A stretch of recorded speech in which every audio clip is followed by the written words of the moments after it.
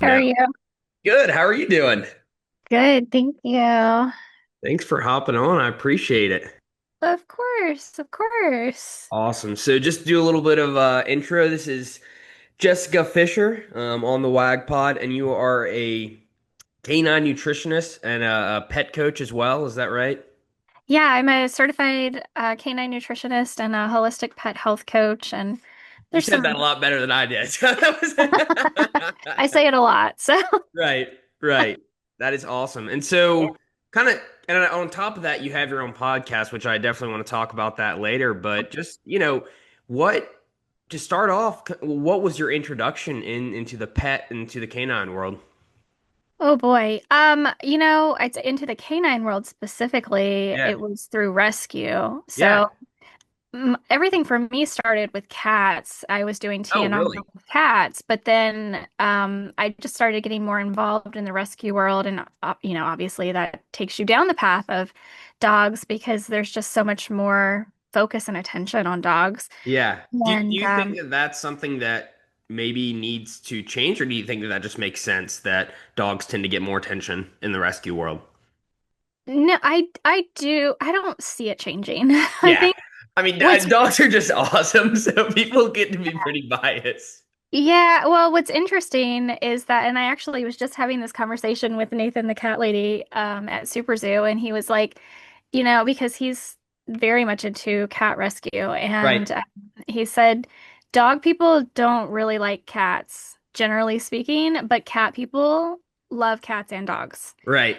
So Interesting. it's just a different Different way of way of looking. looking at it. Yeah. Yeah, Yeah. yeah, I was meeting with a new client today and it was a cat. And man, his name's Soleil. He's just the coolest fella. I mean, he came out, he yeah. was like a dog. He was just hanging out with me. And like before, I'll be honest, I've been like growing up, I used to go over to this buddy's house and he had a cat. And I went to hold it and he pulled his tail while I was holding it and it scratched me Oh, right on the face. So I was like, I'm oh, done. But now I've come along, you know. Cats are yeah. pets too. So that is a funny way to look at it. But yeah, so you were starting with cat rescue and then you kind of got into dogs. Yeah, and so I started a YouTube channel, and some random comment was like, it would be really nice if you could figure out a way to just keep them out of the rescue and out of the shelter. And I was Yeah. like, oh man. And that really got me thinking. It's weird how all those things happen. And like I wish I could go back and find that comment, but it was like 12 years ago. It's funny, yeah, And you just remember that one little thing and it just sticks yeah, with you. yeah. That person probably has no idea that it made an No impact idea. too.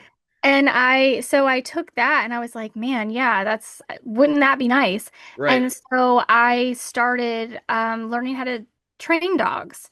And Wow. I was like, what could I do to Yeah. keep dogs out of shelters and out of rescues? And I'm like, okay, well, what are the reasons that they go into shelter and rescue? And it's either, health concerns or behavioral issues. And Sure. at the time, I'm like, well, I'm not a veterinarian, so I went down the path of dog training. But what very quickly happened, I was and still am very passionate about positive reinforcement dog training. Yeah.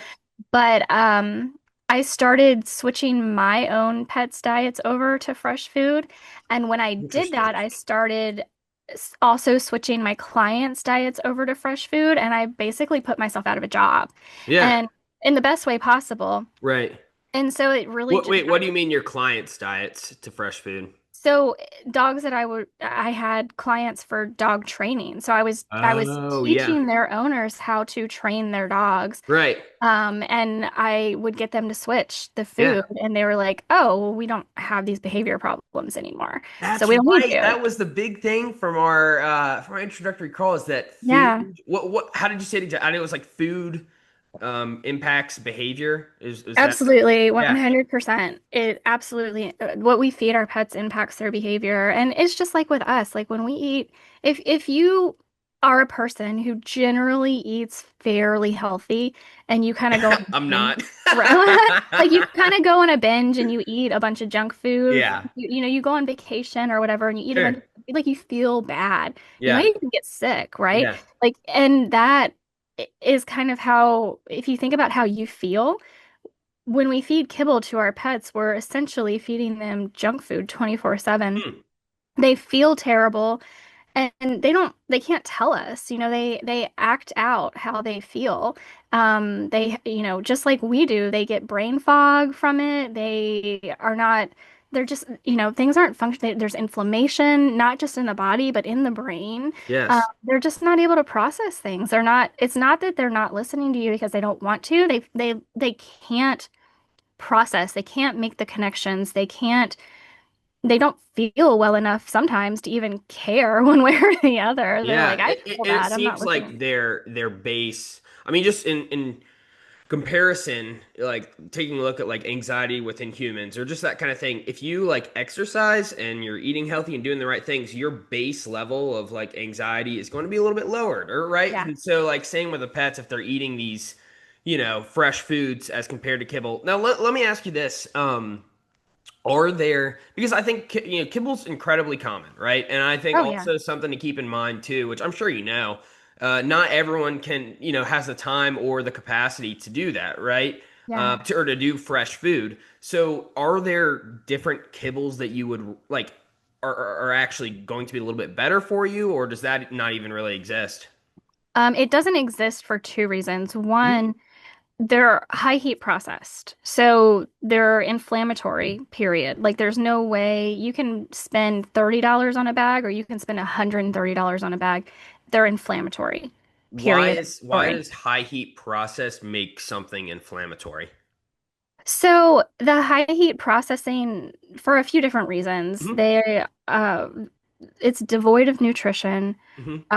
which is why they have to add synthetic vitamins and minerals back to it. Sure. Um, Yeah, because they're burning and the anything that would be good and then adding back in a absolutely, synthetic version of that. Is that right? absolutely. So now we could get into the semantics of, the quality of ingredients that they start with, which is Hmm. abysmal in most cases. Sure.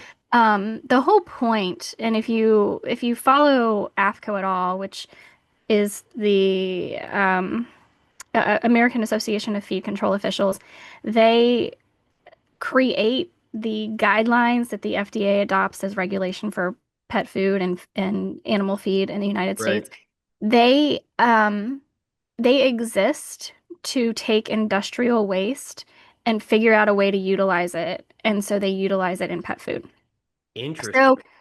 the quality of we can argue the semantics of the quality of ingredients that they start with, but the high heat processing that happens is going to make it devoid of all nutrients. But and then on Hmm. top of that, if we look at traditional Chinese medicine, the more we process a food, the hotter energetically that food is. And while not all animals are like need cooling proteins, some animals need warming proteins. Um, I would argue that a good percentage of our animals are would do better on cooling foods. So it's just inherently a very hot, energetically food because of all of the processing that it goes through. But that's just one part. And then we Yeah. look at all the synthetic multivitamin packs that they use. We don't have longitudinal studies to show us like that this is healthy or not healthy for our pets. And I kind of have a side note on that I'll tell you in a second. But then we also they use palatants Hmm. on them, which again, there's a whole range of quality, but a lot of them are like used restaurant grease that they What are will. palatants?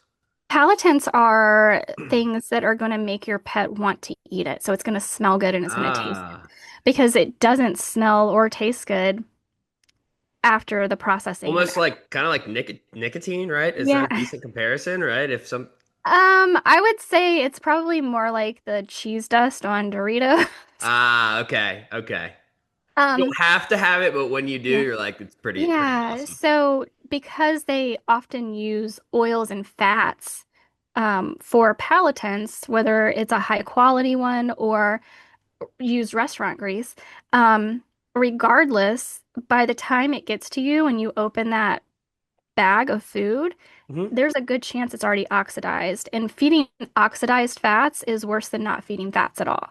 So And why is that? What it's is incredibly, oxidized fats versus yeah. the non-oxidized? So a fat that is stable, that is good to eat is Hmm. going to be non-oxidized. So it's Right. going to be fresh. And when it oxidizes, it's basically rancid. It's gone bad. So if you open a bag of kibble and it smells like anything, really, it's oxidized fats that And you're smelling. most bags of kibble will all smell, so that's Yeah. probably yeah. Yeah. Yeah. Interesting. And the reason for this is that it's introducing a lot, like a huge amount of omega-6 fatty acids into the body. So it's throwing off the omega-3 to omega-6 ratio Hmm. in the body severely. So a dog, for example, a really good ratio of omega-3s to omega-6s is 1 to 4. And the kibble or any pet food really, AFCO says as long as it's at 1 to 40 or less, you're good. Hmm. So it's already, even if it meets AFCO guidelines before oxidation, it's already inflammatory. Okay, interesting. And AFCO, it's almost like I don't know when comparable to how there's like big pharma that makes stuff like insulin way more expensive. They're almost Yeah. like big. They're like big kibble, aren't they? Is what it sounds like.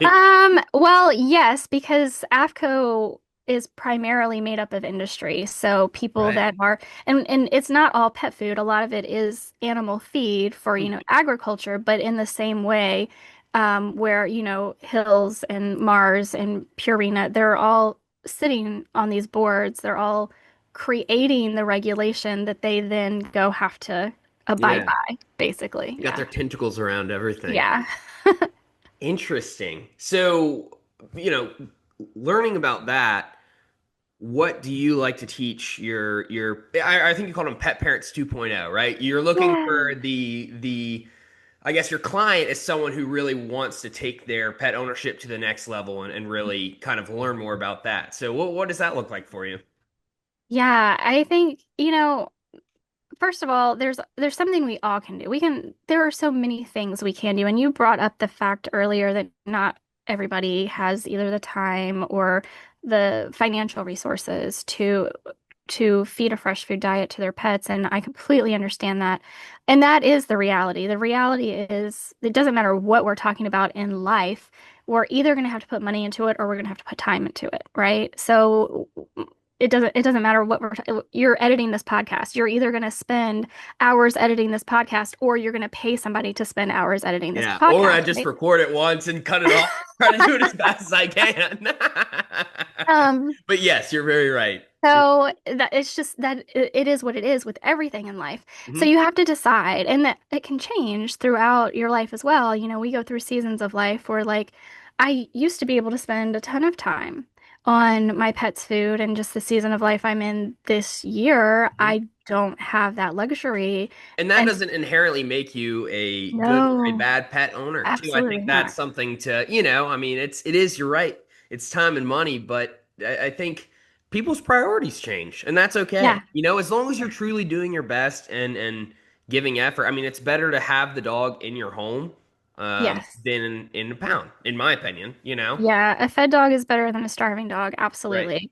But there are things that we can all do. We Mhm. can all take, we're buying a pound of green beans to cook for our family of five.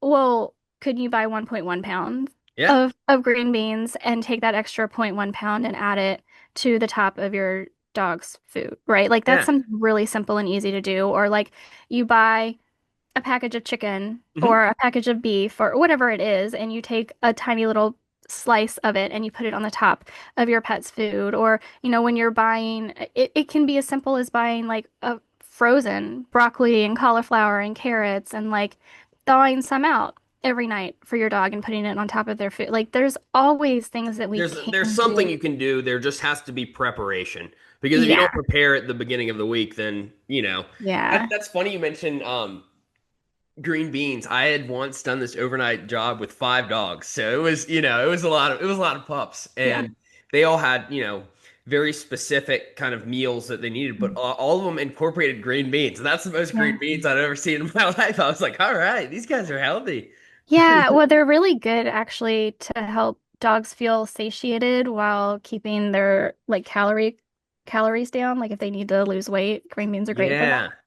Yeah. So that could be something there. Sure. I don't know. But yeah, there's just always something that we can do. Even like, I'll sometimes just crack an egg over top of my Yeah. dog's food, like, and just feed it. Like, it's just something really simple, really easy. It takes 5 seconds Yeah. and it's gonna really elevate. A can of sardines is cheap, right? And you can probably get 3 or 4 servings of sardines out of a can and add that to the top of their food. Like any of that is, and that's going to help balance out the omega 3s as well. If you do something like sardines or mackerel, Yes. herring, something And like that. so omega 3s are typically fish, right? Is that you find that in fish? I know Yeah, there's you you find can it. take those like omega 3 like what, the little fish oil things, but then what's omega 6 as well? I have a lot of questions. Yeah. Now No, I'm here you're to learn. good.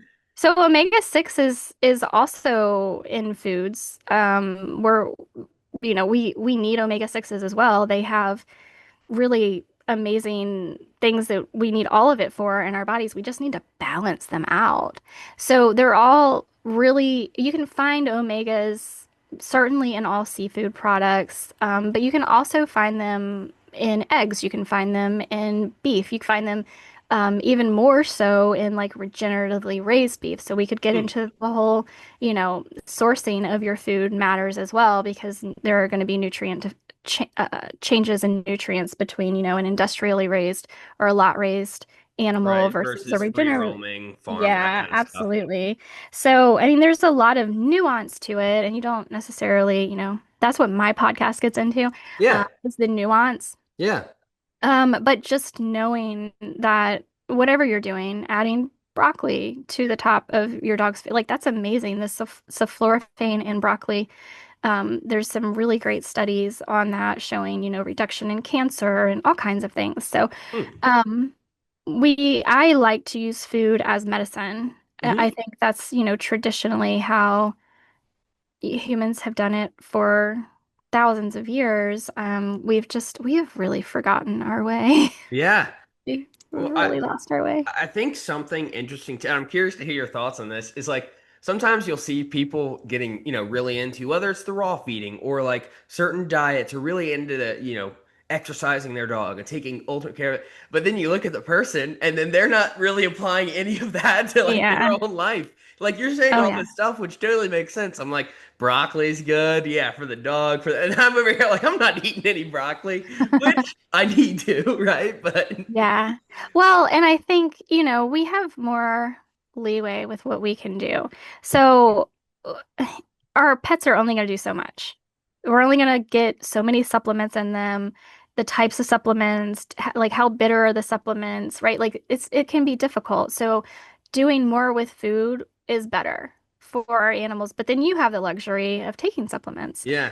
Some of my favorite supplements, which not only do I take and I recommend for people because that's what they're made for, but I also recommend them to my pet clients as well, are desiccated beef organ supplements. Hmm. So, we as a society don't really value organ meat. We don't eat organ meat, but it is the most nutrient dense food on the planet. Hmm. Um, and we should be eating it. Like other countries still eat it because they understand how healthy it is for you. But our palates are the food industry, things like Cheetos and Doritos and all of that, like they have changed our palates so much that we think it's nasty. We think it's gross. Yeah. Interesting. You said it's called desiccated? Yeah, it's like dried and ground and This is a um good my vocabulary is getting better today. I love this. I love it.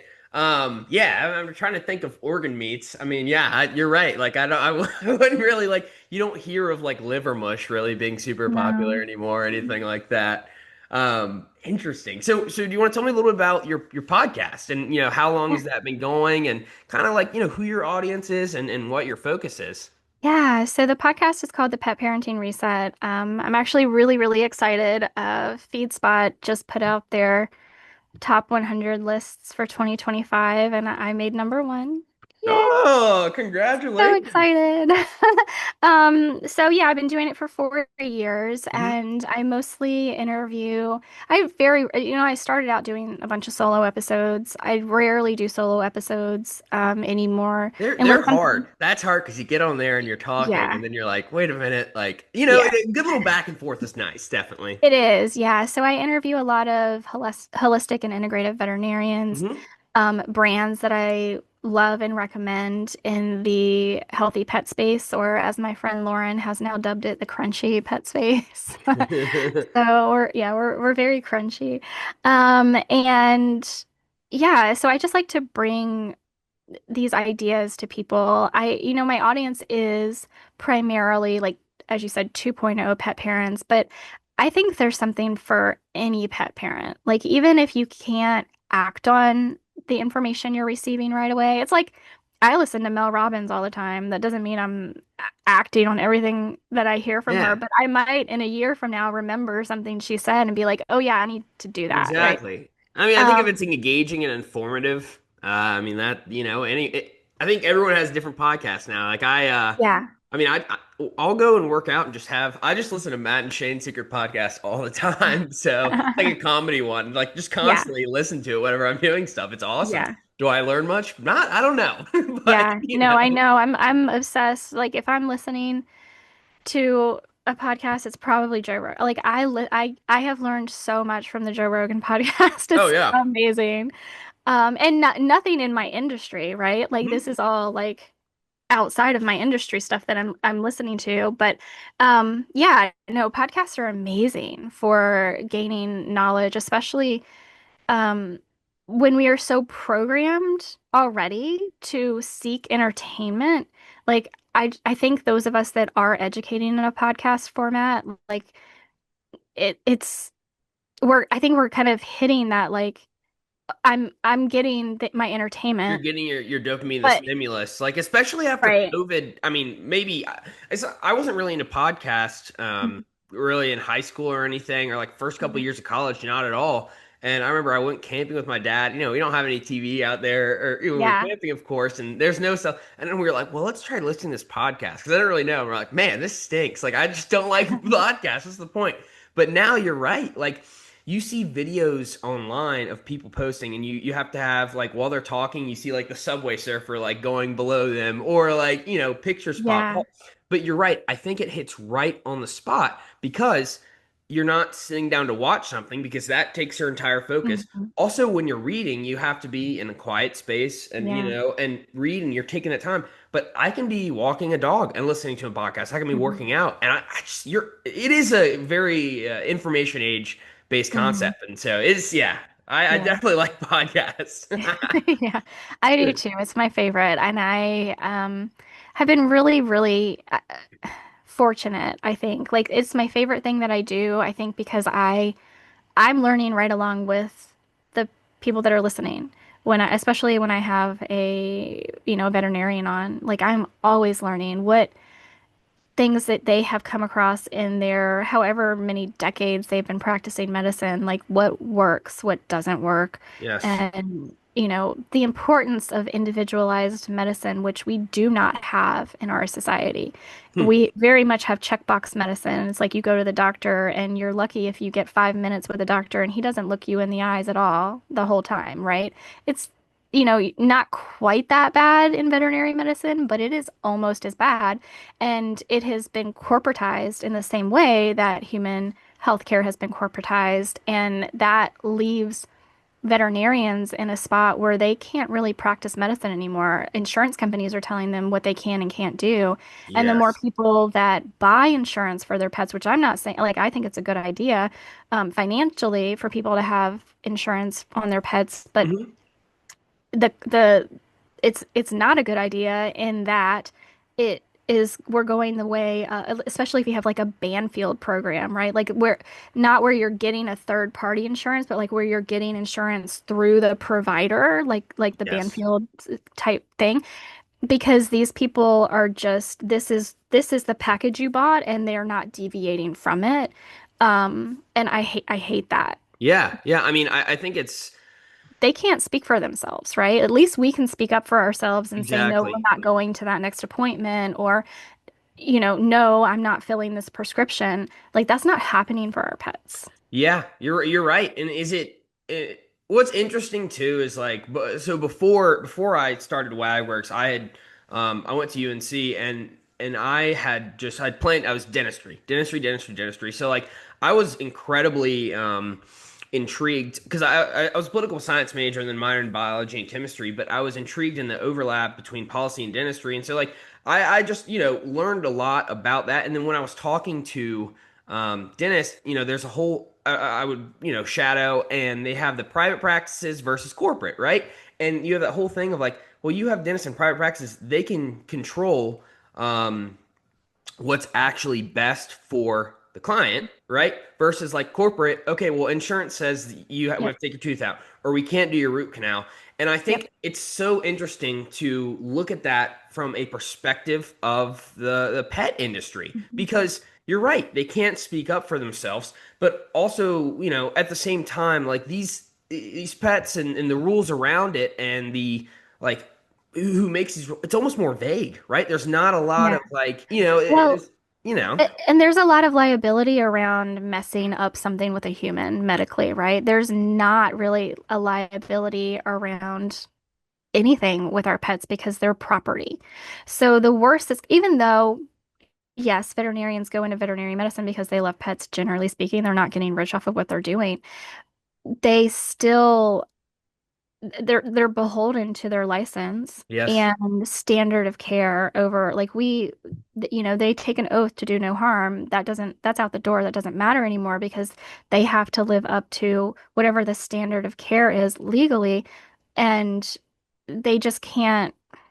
they're- As much as they want to do better for your pets, they're in a position where they just can't. Yeah, and I think too, like it's hard. For example, like let's say I don't know, ordered something on Amazon and messed up, and like you don't want to get mad at the person you're talking about who's like Yeah. fixing the solution for you. So like as a pet owner or whatever, you don't want to get mad at your vet because it's not them making the rules. But I think that it's a very interesting conversation to have, like down the line who are making these policies? Can you redesign these policies that give these vets more freedom to do exactly what needs to be done rather than what was suggested? And I think, like I said, I like political science and stuff like that and policy. So I was talking to a lady. I'd be interested down the line to kind of like looking into that and like who makes those laws. But then at Well, the it same time, It really all comes back down to us as a consumer. yeah. We have so much power and we don't know it.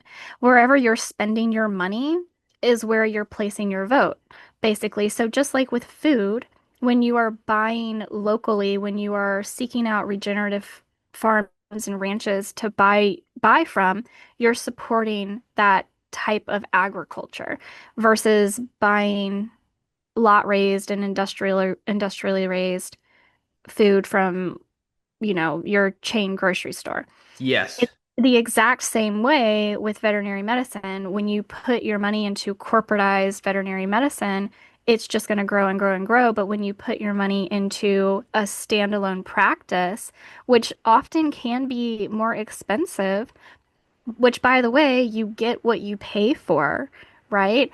Because, if you think about, even when I was a kid, when I was in my teens and early 20s, it was very rare, but we still had a veterinarian practicing out of like a little house, and it was Hmm. just him, like, those old country doctors that you think of. If we put our money there, because they actually care about our pets and are practicing more individualized medicine, yeah, it might be a little bit more expensive, but you're also getting better care. Yes. So it doesn't matter what we're talking about, it's where you put your money. Yeah, and That's where I you're, think it goes back to the what we were talking about originally, the time and money. yeah. A lot of people are not going to take the time to seek Mhm. out these veterinarians. But then also Yeah. like, you know, I remember you were mentioning earlier, like going to the doctor may seem like a person like impersonal experience for a lot of people, and that's Mhm. why like because I talked to my dad. I'm like, do you like pick your dentist, your doctor, or you just go? He's like, yeah, just, go who. And so I hand pick all of, when I say hand Yeah. pick, see who's in the thing. And like, I go and I'm like, yeah, this guy's Yeah. awesome. She's awesome. Let's keep going back. Let's have a good time. And so like, you're right. I have the ability to do that and I take the time to do that. So, I guess why not? Why don't people do this for their vets? But at the same time, my parents love our vet, and I don't know exactly what the insurance situation's been, but I think I think it's fantastic food for thought, though. And Yeah. you're right. The consumer can determine a lot of this, and it's Mhm. unlikely that a big shift towards those, like privately owned practice will happen, unless I'm wrong. Yeah. Unless you think No, it that this, is. It's like that saying that you remember all of the like old privately owned family run hardware stores, Home Depot and Lowe's came in and everybody blamed Home Depot and Lowe's for putting these family businesses out of business, but the reality is Lowe's and Home Depot didn't put those businesses out of business. It's the consumers that stopped shopping there yeah. that put them out of business. Exactly. Exactly. I mean, yeah, it's funny the overlaps between just because you're talking about like I'm just thinking of a dog like going into an insurance place and like getting insurance. Like my dog Cedric going in, Yeah. could I have some insurance? Or something like that. Yeah. It's funny to think about, but it is fascinating. I know you had gone to, was it called Super Zoo? Oh yeah, yeah. You Super want to Zoo's share a the little bit about what that was? yeah, I it's saw the some of your largest. posts. I enjoyed those. Thanks. Yeah, I have more to post actually, but yeah, Super Zoo is the largest like pet trade show in North America. It's Wow. amazing. You can find new brands, new products there every year. Reconnect with, the ones that you already know and love and see what new they have coming out. It's not really consumer driven. It's really industry driven, but it's fun. I Yeah. really enjoy it. And then, there's a lot of knowledge there being Definitely. passed around as well. So Where is it located? it's always in Vegas in It's not August at bad. the You weren't Mansion. gambling when you were there, were you? All No, I right, mean, good. with my health, probably. Fair. Yeah. That is cool. Yeah, I don't know. It is interesting too that it's more business to business kind of thing, and then Mhm. like I guess I don't know. Did you have your own booth, or do you go, or like what does it look like that experience for you? Yeah, I go as a content creator. Hmm. So, having the podcast, I'm just connecting with brands, and talking about, you know, the products they have, the products they have coming out, things coming down the road, Yeah. um, trends, different things like that. So Sure. just remaining relevant, really. Yeah.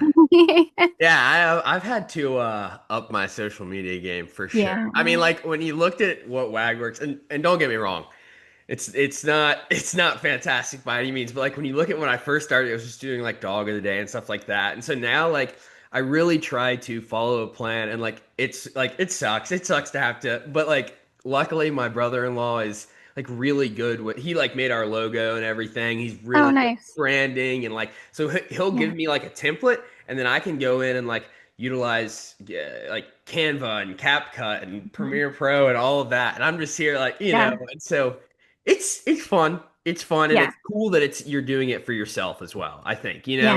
uh, Yeah. and so switching gears a little bit, we have about 5 or 6 minutes left.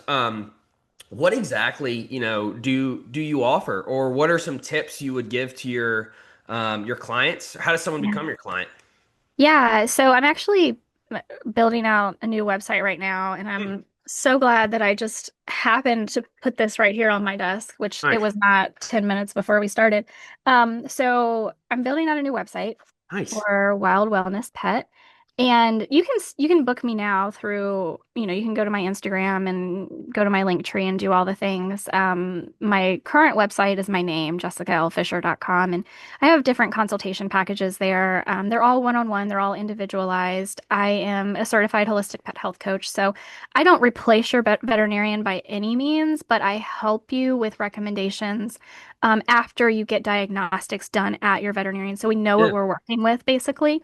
I work with people. to transition them to fresh food or helping them with, autoimmune conditions, cancer, all the different things. Leaky gut is so prevalent in our Mm. animals. And so the very first um, product that I'm coming out with Oh, Wild that is Wellness awesome. is a bioenergetic testing kit. And if you're not, I don't know if you put a YouTube up of this, but it's Yeah, I do. the I do put a YouTube up. okay, So, great. yeah. So on the My video, you grandpa can watched it. He'll see. be like, "That was cool." Oh, awesome. Yeah, on the video you can see the test kit. It's a bioenergetic testing kit. Nice. So there are a couple different like levels, depending on how much you want to be testing for your dog. This is specifically designed for dogs. I can tell you where to go to get the cat one. I'm going to put it up on the website as well, Yeah. on Wild Wellness Pet. But the two crazy cat ladies have a cat specific one, and I'm doing a dog specific one. And this is going to help us with sensitivity, so energetic sensitivities. Everything is energy. We've known this for a very long time. Albert Einstein has said this, and everything is energy. You can't create or destroy energy. And so that's what we're looking at with these testing kits is what testing the energy, the like frequency of your dog's DNA, their hair and saliva, and testing it against the energy and the frequency of over 300 different things from different foods, hormone imbalances, environmental allergens, all the things to see what's resonating and what's not resonating. So we can see where deficiencies and maybe sensitivities are lying so that we can help our pets overcome some of the things that they're dealing with. I work a lot with bioenergetic testing in for my clients. It's not necessary. We can bypass it and kind of manually do some of these things, but it Hmm. takes a lot longer to like manually test things out versus just doing a test kit. So again, time or money, right? Exactly. Um, It seems that that helps your entire process as well. yeah. Did you develop this product? Did you work with someone? Is this because this is So your very first product you're putting out, correct? this is my very first product under my new product line, which is Wild Wellness. The website is wildwellnesspet.com. Awesome. And yeah, I worked with CBH Energetics. So they have a history in the human space where they've been doing bioenergetic testing for humans for a number of years. And the practitioner that created CBH Energetics, I worked with her to create this dog test. How So cool. yeah, Well, I'm very excited about congratulations. it. That's Thank very you. exciting. Thank you. I'm very excited about it. I think it's there are other bioenergetic testing kits out there. And I'm kind of biased towards this one. I think it's, Yeah, I'll they're be honest with you. all I hate all the other ones. I like this the best. well, it's a tech company, right? It's technology driven. It's not health driven. So they all have a little bit of a different technology. So it is kind of which one works better almost. Yeah, exactly. Yeah, so I'm Exactly. kind of biased for to this one. That's awesome. All right. Well, we are about to run out of time, but I just want to say thank you so much for coming on, and I really enjoyed the conversation. I learned a lot. I asked a lot of Um, questions. I got to do that. And if you want to, let's say, for listeners, do you want to leave off on a few final tips for for pet for kind of fresh food eating that kind of thing, or any mood to yeah, leave off on?